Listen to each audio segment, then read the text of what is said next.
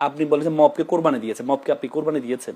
আপনি যদি মবকে কোরবানি দেন, এই যে রুমিন ফারহানা এমপি হয়েছেন স্বতন্ত্র প্রার্থী থেকে, একজন নারী এমপি, নিজের গাছ দেখে এমপি হয়েছেন, সে শহীদ মিনারে ফুল দিতে গিয়ে আপনি ফুলটা ভেঙে ফেললেন, তাকে ফুল দিতে দেন নাই, এটা কি মব না? ইসলামী বিশ্ববিদ্যালয় শহীদদের স্মরণে দোয়ার মাহফিল, সেখানে ভাষা শহীদদের জন্য দোয়া করা হয়েছে, সেখানে গেল জিয়াউর রহমান সাহেবের নাম নেই, দোয়া করা হয় নাই, ভিসিকে আপনি হেনস্থ করলেন, এটা কি মব না?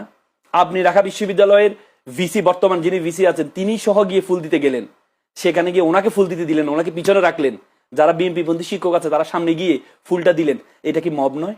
আপনি বাধ্য করে ওনাকে পদত্যাগ করাচ্ছেন, এটা কি মব না?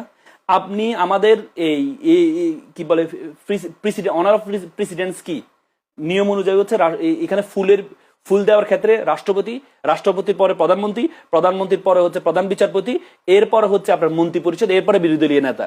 কিন্তু আমরা দেখেছি বিরোধী দলীয় নেতার আগে 3 বাহিনীর প্রধান ফুল দিয়েছেন এবং একটি পরিবার ফুল দিয়েছেন, সেটি তো আপনার অনার প্রেসিডেন্সের মধ্যে পড়ে না।